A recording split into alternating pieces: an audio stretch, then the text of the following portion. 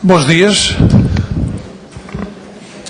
Cumprimento em primeiro lugar as senhoras e senhores deputados e um cumprimento por esta sua intervenção e contributo do Movimento Democrático de Mulheres, MDM. Dou a palavra à doutora Regina Marques. Por favor.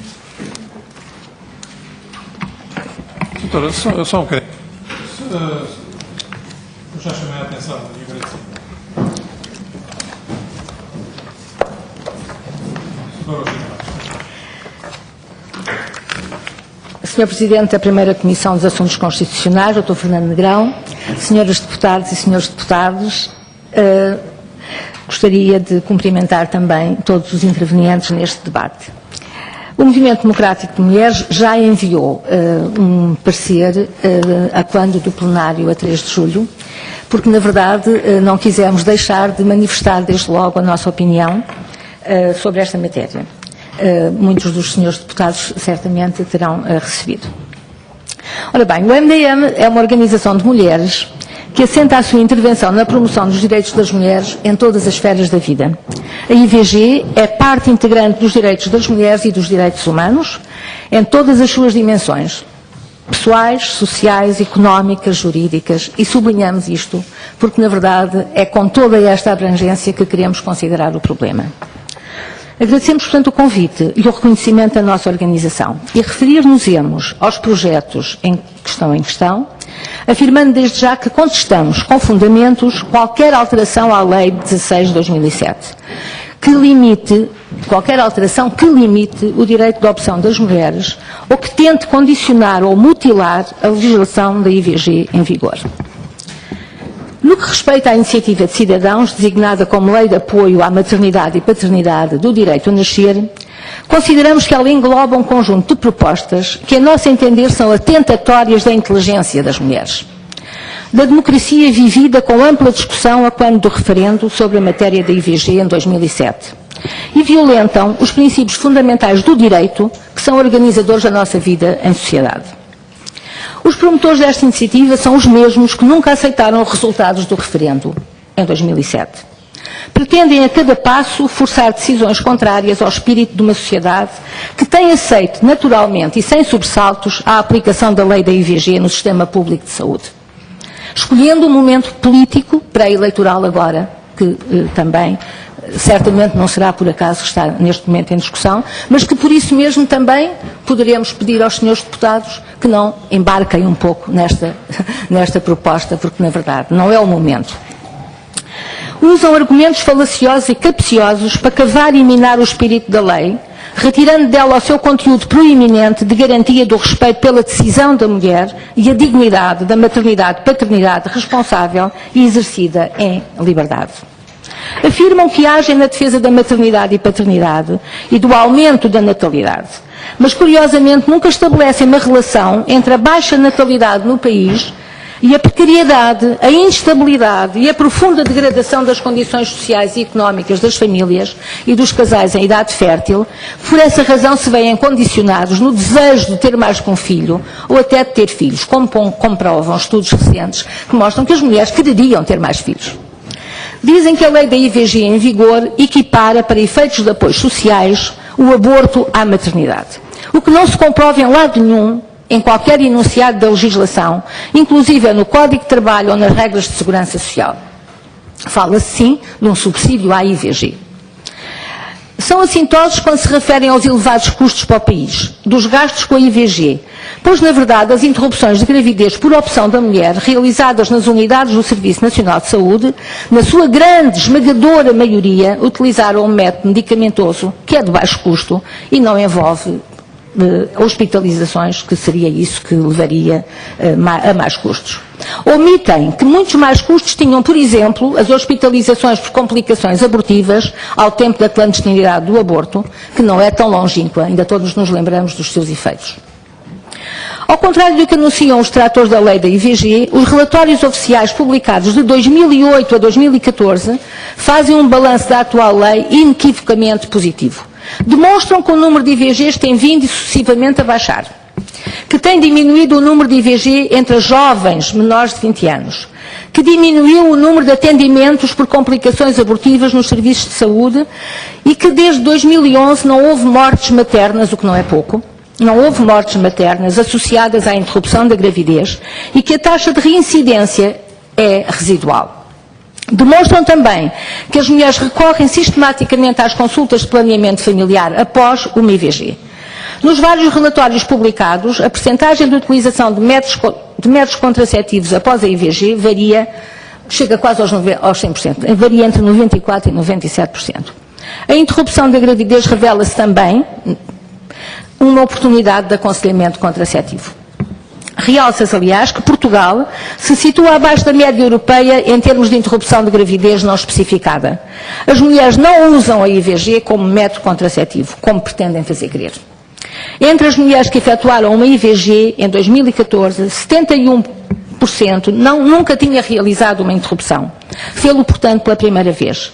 Segundo a Direção-Geral de Saúde, as mulheres recorrem cada vez mais a consultas de planeamento familiar e nos últimos anos aumentou o uso de contraceptivos. Aliás, gostaríamos de sublinhar que a Direção-Geral de Saúde tem um portal extremamente claro e útil para as mulheres e, de facto, não podemos deixar de sublinhar a importância que tem a informação e que tem tido a informação ao longo destes anos.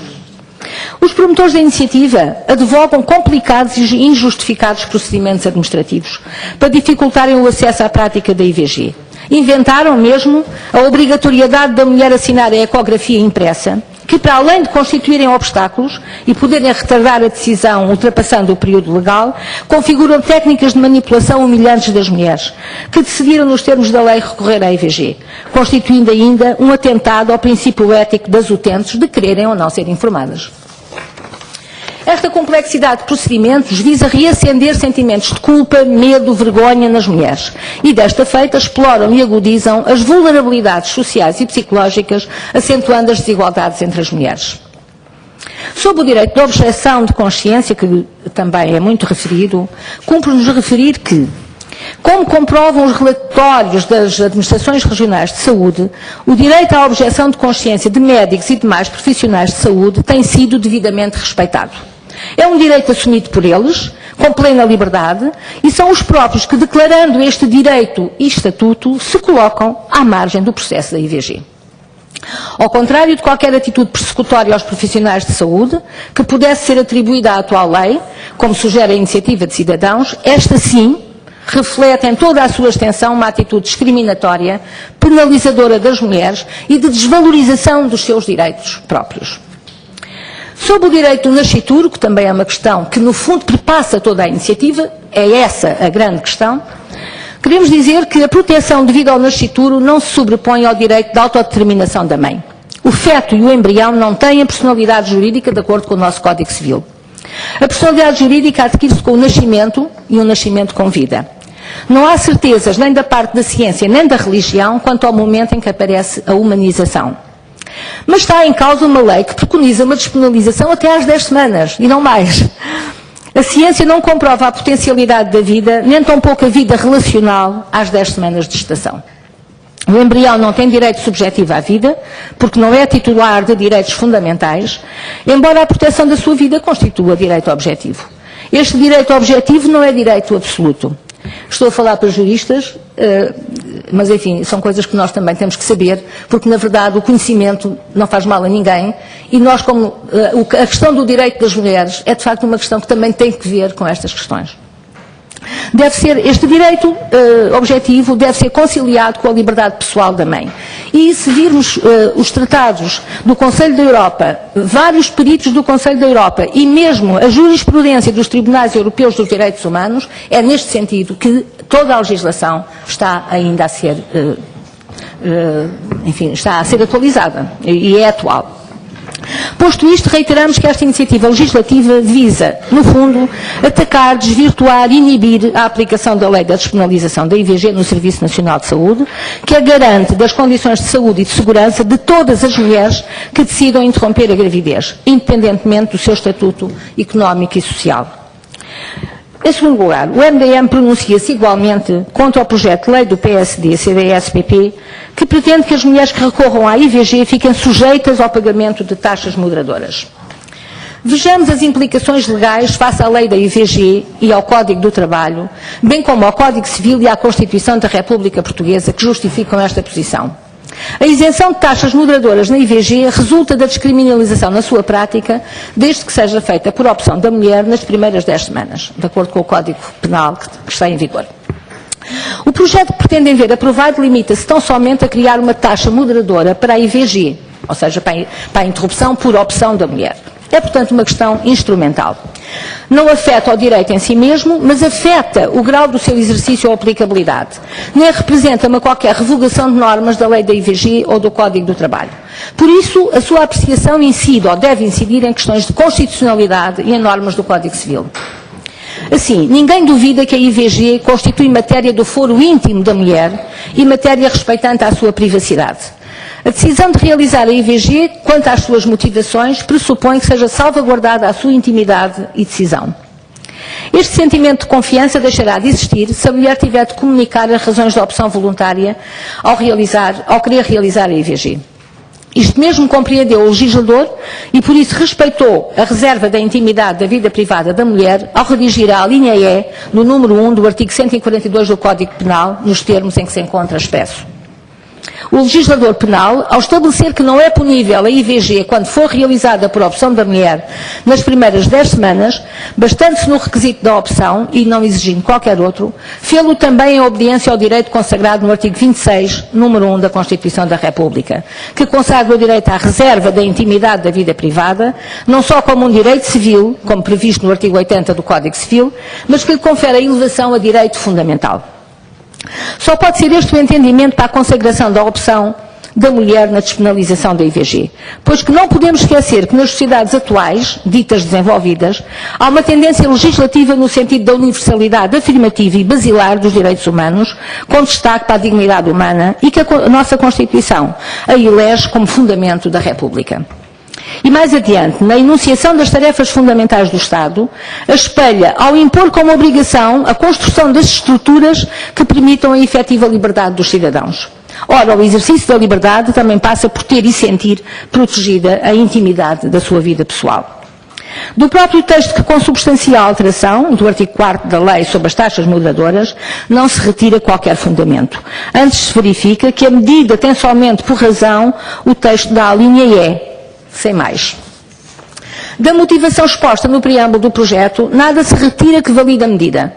Antes se constata que os seus autores, portanto o PSD e o CDS, não tiveram em linha de conta as razões que subjazem ao texto do Código Penal em causa e as motivações apontadas para a alteração legislativa.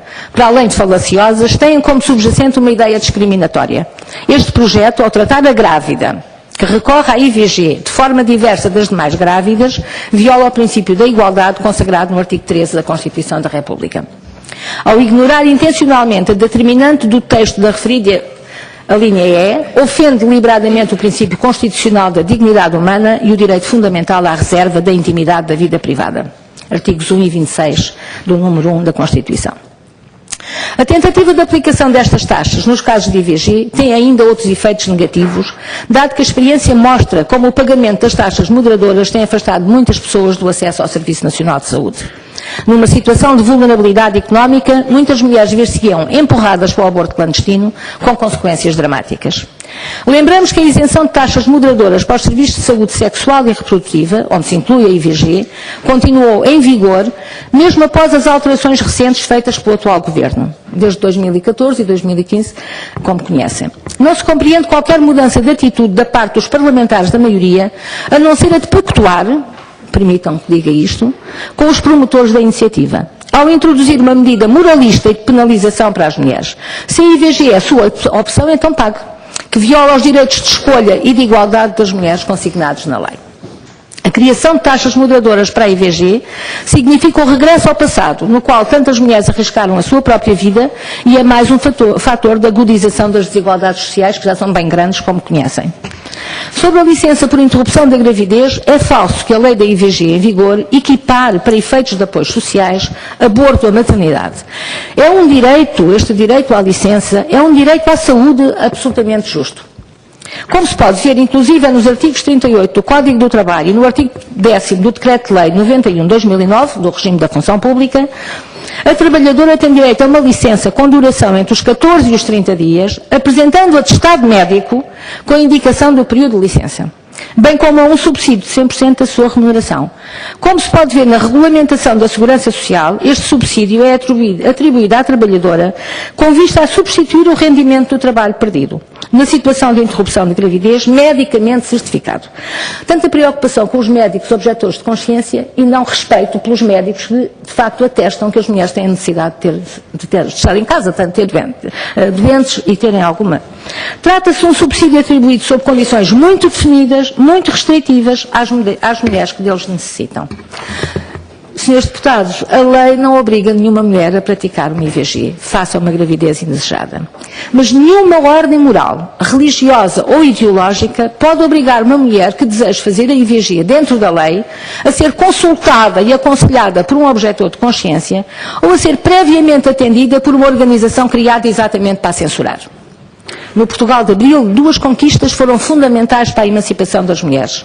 A consagração constitucional da maternidade como valor social iminente e, mais tarde, maternidade e paternidade, de acordo com o artigo 68 da Constituição, e o inalienável direito de decisão da mulher sobre uma gravidez indesejada. Quando tanto se fala de empoderamento, de facto, o direito à decisão da mulher é uma questão fundamental para o tal empoderamento de que tanto se fala hoje nas nossas colunas sociais e políticas. O direito da mulher à IVG, no quadro dos direitos sexuais e reprodutivos, aprovados na Conferência do Cairo, reiterados na Conferência de Pequim de 95, ratificados pelo Estado português e referendados pelo povo português, é um direito que não pode voltar atrás. Queremos reafirmar que os direitos das mulheres, à luz de toda esta legislação, de toda esta nomenclatura, não representam quaisquer privilégios, integram-se nos direitos humanos como pedras basilares da civilização humana. Senhor Presidente, senhores deputados, em nosso entender, e interpretando um conjunto de opiniões de organizações de mulheres, de várias organizações sociais, sindicais, de profissionais da área da saúde e da educação, apelamos a que a Assembleia da República rejeite estes dois projetos. Muito obrigado, Sra. Regina Marques. A minha flexibilidade foi muito